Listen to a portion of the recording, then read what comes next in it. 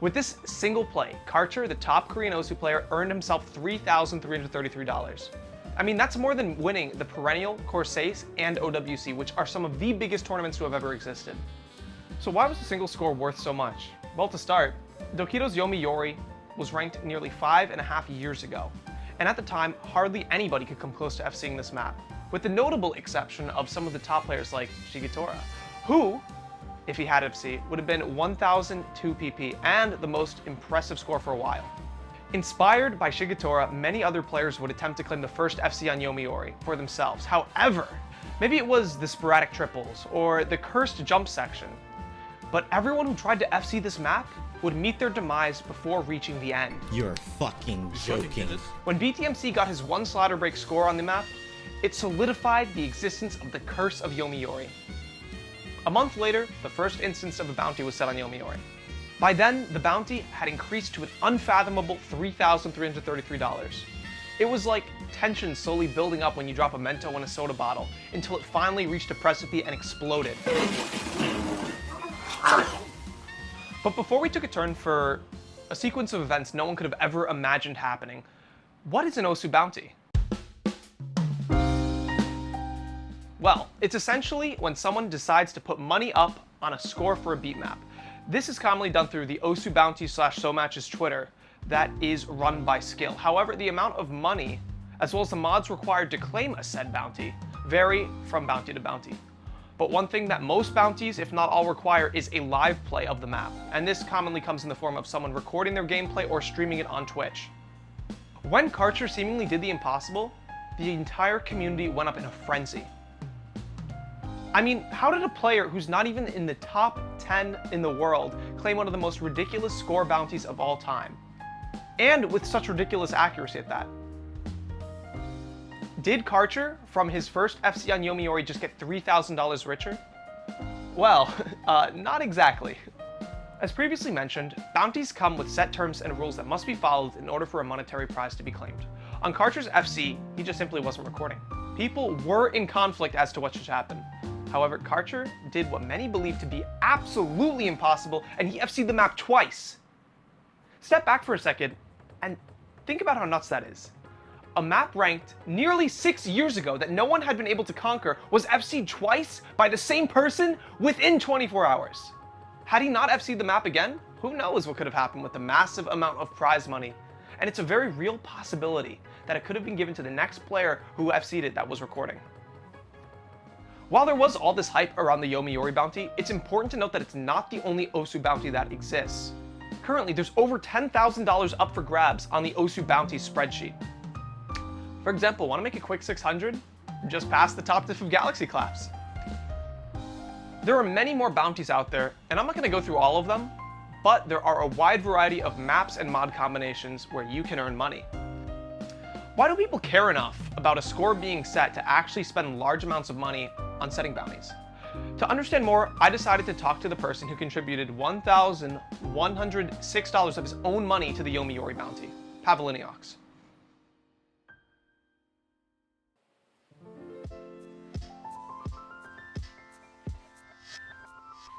The reason why, well, I guess since we're doing this live, I'll explain it to everyone as well. I'm working on a video on the bounty, like discussing what they mean for the game, so to speak, among other things. And I thought it'd be interesting to ask Pav, someone who donated a lot of money to the Yomiuri bounty, what motivated you to do that? I think that I saw a lot of people saying that the bounty defeated the purpose, but I don't really think that that's necessarily the case, especially with people who really care a lot about the game. What you're kind of saying is that, like, it gives people the ability to actually put more time into, like, Osu because there is monetary reward. Yeah, and especially with Karcher, I mean, he just proved that he could have done it all along, in my opinion. But just in summary, originally you did it for the bit, but I did it for the bit, a bit impulsively. But I think it's fair to say that you are a part of Osu history through the actions you took. I think Karcher is a part of Osu history, and I'm proud that he feels good about it, and that's all that matters to me.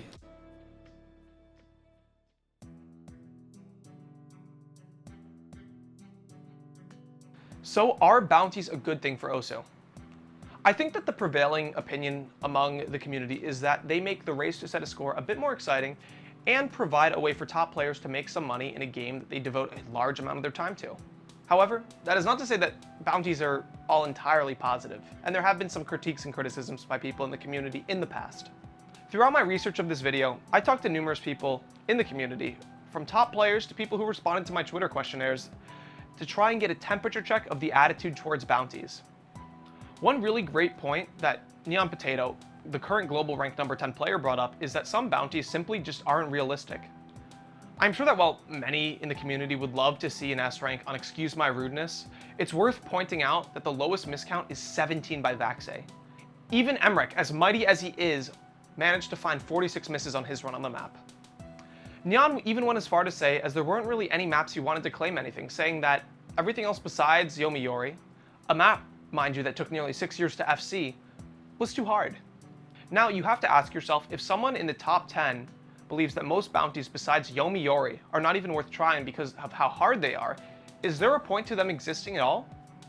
Maybe a good change going forward would be to have an actually doable requirement for bounties.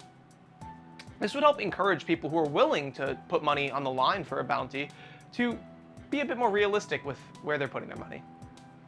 Additionally, Nyanaro, this guy has the most fucking obnoxious name to pronounce I've ever read in my life. Additionally, Nyanaro raised some points on their Twitter thread, saying that by having a monetary reward assigned to the setting of a score, it takes away from the actual achievement. I mean, let's be realistic. When Karcher FC'd Yomiuri the first time, yes, the community was wildly excited about an FC on the map, but people immediately started talking about the issue of the bounty money. Would he get it, would he not? Because he wasn't recording. This did, in a way, take away from the importance of the map actually being FC'd. Nyanaro thinks that to combat this, people who donate to set bounties on maps should look to do so on maps that aren't as sought after or legendary, or for donators to send their money after the score is set without telling anyone. A further point was that a legendary score will happen regardless of whether or not a bounty is assigned, and that by the community setting bounties, it's almost rushing top players into trying to set these scores.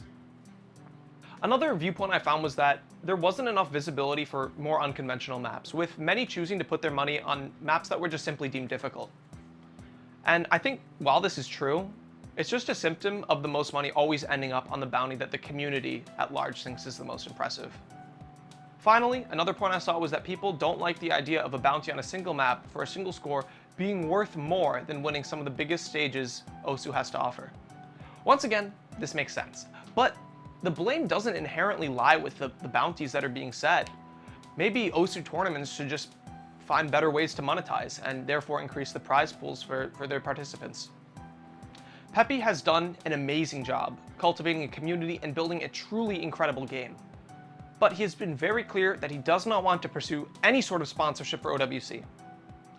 At a certain point, in order to motivate the best of the best to continue pushing the skill cap, to continue putting countless hours of their lives into a game, money becomes an issue.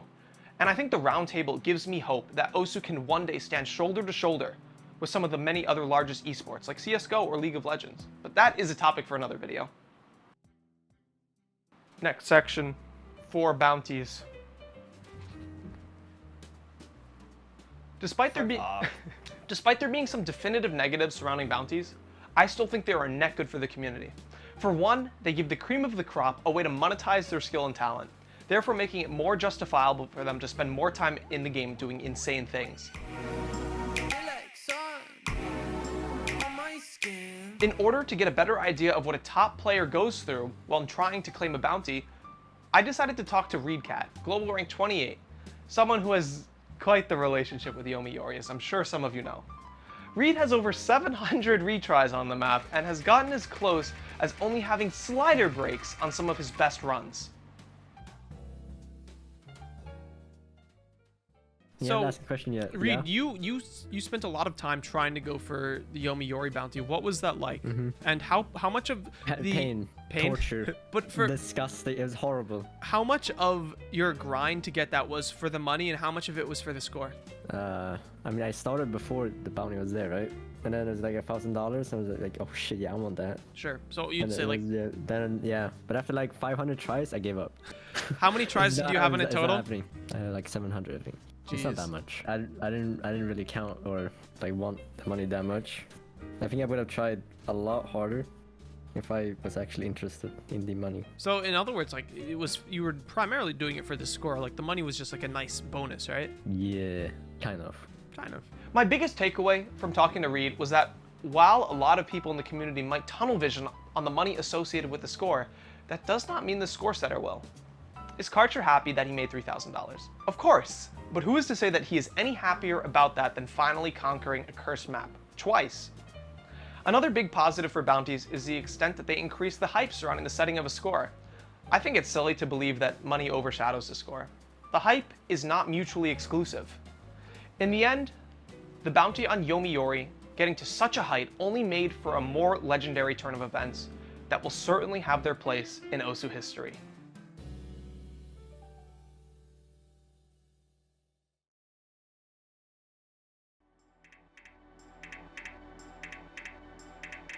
So to put my money where my mouth is, I decided to set my own bounty.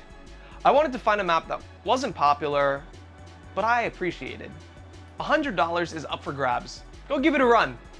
The worst that can happen is you'll have another map to play. The link will be in the description, and thank you for watching.